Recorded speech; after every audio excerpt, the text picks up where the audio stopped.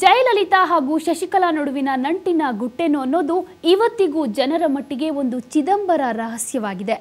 ಇವರಿಬ್ಬರ ನಡುವಿನ ಬೇಸುಗೆಗೆ ಹಣ ಕಾರಣನಾ, ಸಲಿಂಗಕಾಮ ಕಾರಣನಾ ಅಥವಾ ರಾಜಕೀಯ ಕಾರಣನಾ ಅನ್ನೋದ್ರ ಬಗ್ಗೆ 3 ದಶಕಗಳಿಂದಲೂ ಚರ್ಚೆ ನಡೀತಾನೇ ಇದೆ. ಆದರೆ ಇವರ ಸಂಬಂಧದ ಗುಟ್ಟು ಮಾತ್ರ ಇವತ್ತಿಗೂ ಬಯಲಾಗಿಲ್ಲ.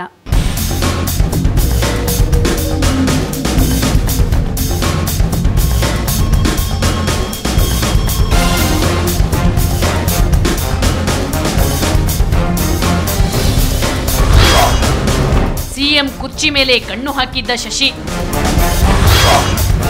ಎರಡನೇ ಬಾರಿ ಶಶಿಯನ್ನ ಹೊರದಬ್ಬಿದ ಜಯ. 2011 ಡಿಸೆಂಬರ್ 17ರಂದು ಜಯಲಲಿತಾ ಏಕಾಏಕಿ ಶಶಿಕಲಾ ಹಾಗೂ ಈಕೆಯ ಕುಟುಂಬವನ್ನ ತನ್ನ ಮನೆಯಿಂದ ಹೊರಗೆ ಹಾಕಿದ್ರು. ಅಲ್ಲದೆ ಎಐಎಡಿಎಂಕೆ ಪಕ್ಷದ ಪ್ರಧಾನ ಕಾರ್ಯದರ್ಶಿ ಹುದ್ದೆಯಿಂದಲೂ ಶಶಿಯನ್ನ ಉಚ್ಚಾಟಿಸಿದ್ರು.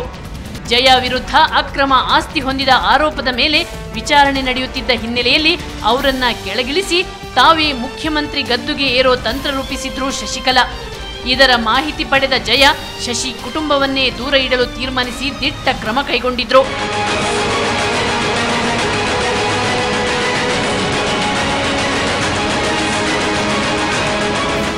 ಅಲ್ಲಿವರೆಗೆ ಗುಪ್ತಚರ ಇಲಾಖೆಯಲ್ಲಿ ಶಶಿಕಲಾ ಆಪ್ತ ಅಧಿಕಾರಿಗಳೇ ತುಂಬಿ ಹೋಗಿದ್ರು. ಅವರನ್ನೆಲ್ಲ ಜಯ ಎತ್ತಂಗಡಿ ಮಾಡಿದ್ರು. ಭ್ರಷ್ಟಾಚಾರದ ಆರೋಪದ ಮೇಲೆ ಜಯ ಜೈಲಿಗೆ ಹೋದ್ರೆ ಮುಖ್ಯಮಂತ್ರಿ ಕುರ್ಚಿಯ ಮೇಲೆ ತನ್ನ ಗಂಡನನ್ನ ಕೂರಿಸೋದಕ್ಕೆ ಸಿದ್ಧತೆ ನಡೆಸಿದ್ಲು ಶಶಿಕಲಾ. ಈ ಸಂಬಂಧ ಬೆಂಗಳೂರಿನಲ್ಲಿ ಶಶಿಕಲಾ ಕುಟುಂಬದವರು ಸಭೆ ಕೂಡ ನಡೆಸಿದ್ರು. ಅಲ್ಲದೆ ಡಿಎಂಕೆ ಪ್ರತಿನಿಧಿಗಳ ವಿರುದ್ಧ ದುರ್ಬಲ ಪ್ರಕರಣಗಳನ್ನ ದಾಖಲಿಸುವಂತೆ ಮಸಲತ್ತು ಮಾಡಿದ್ಲು. ಇದೆಲ್ಲ ಗೊತ್ತಾಗಿಯೇ ಜಯ ಶಶಿಕಲಾಳನ್ನ ಹೊರಹಾಕಿದ್ದು.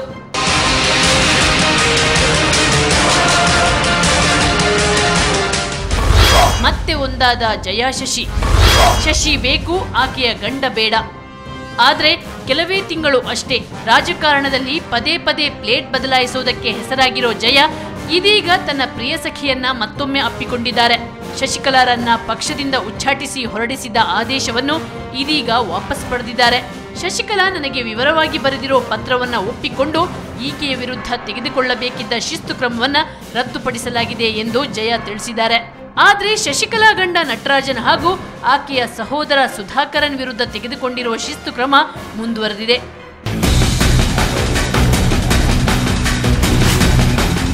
ಜನ ಜಯ ಹಾಗೂ ಶಶಿಯ ನಂಟಿನ ಬಗ್ಗೆ ಅಚ್ಚರಿಗೊಂಡಿದ್ದಾರೆ. ಒಡ ಹುಟ್ಟಿದವರಿಗಿಂತ ಸತಿಪತಿಗಿಂತ ಗಾಢವೂ ಗೂಢವೂ ಆದ ಇವರ ಸಂಬಂಧ ನಾನಾ ರೀತಿಯ ಪುಕಾರುಗಳಿಗೆ ಕಾರಣವಾಗ್ತಿದೆ. ಇಂಥ ಪುಕಾರುಗಳ ಪೈಕಿ ಅತಿ ಹೆಚ್ಚು ಚರ್ಚೆಗೊಳಗಾಗ್ತಿರೋದು ಇವರಿಬ್ಬರ ನಡುವೆ ಸಲಿಂಗಕಾಮ ಸಂಬಂಧ ಇದೆ ಅನ್ನೋದ್ರ ಬಗ್ಗೆ. ಜನ ಹಾಗೆ ಹೇಳೋದಕ್ಕೆ ಕೆಲವು ಕಾರಣಗಳೂ ಇವೆ.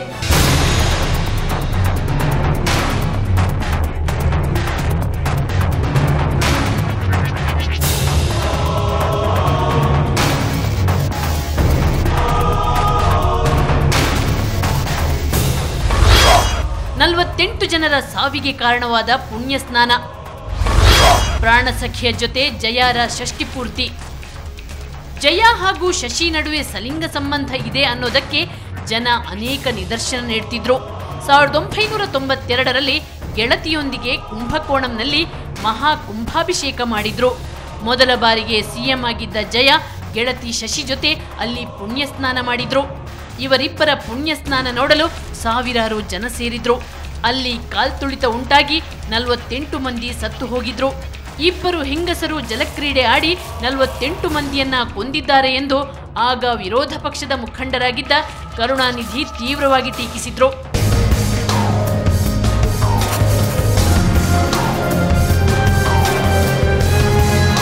ಇನ್ನೊಮ್ಮೆ 2008ರಲ್ಲಿ ಜಯ ತನಗೆ 60 ವರ್ಷ ಆದ ಸಂದರ್ಭದಲ್ಲಿ ನಾಗಪಟ್ಟಣಂನ ದೇವಸ್ಥಾನದಲ್ಲಿ ಯಾಗವೊಂದು ಮಾಡಿದ್ರು.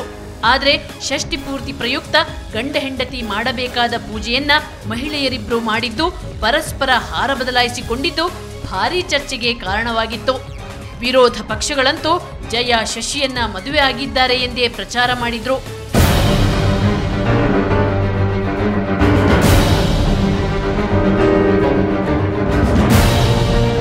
ಆದ್ರೆ ಜಯ ನಿಜಕ್ಕೂ ಮದುವೆ ಆಗ್ಬೇಕು ಅಂತ ಬಯಸಿದ್ದು ತೆಲುಗು ನಟ ಶೋಭನ್ ಬಾಬು ಅವರನ್ನು.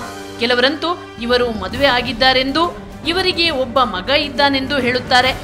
ಮದುವೆ ವಿಚಾರ ಏನೇ ಇರಲಿ, ಶೋಭನ್ ಬಾಬು ಹಾಗೂ ಜಯಾ ಒಂದಷ್ಟು ಕಾಲ ಒಂದೇ ಮನೆಯಲ್ಲಿ ಒಟ್ಟಿಗೆ ಜೀವಿಸಿದ್ದು ನಿಜ. ಆದರೆ ಜಯಲಲಿತಾ ತಮಿಳು ಚಿತ್ರರಂಗಕ್ಕೆ ಎಂಟ್ರಿ ಕೊಟ್ಟು ಅಲ್ಲಿ ಎಂಜಿಆರ್ ಪ್ರೇಯಸಿಯಾಗಿ ಸಿನಿಮಾದಲ್ಲಿ ಹಾಗೂ ರಾಜಕೀಯದಲ್ಲಿ ಮಿಂಚಿದ್ದು, ಸಿಎಂ ಆಗಿ ಅಧಿಕಾರ ಚಲಾಯಿಸುತ್ತಿರುವುದು ಈಗ ಕಣ್ಣೆದುರಿನ ವಾಸ್ತವ.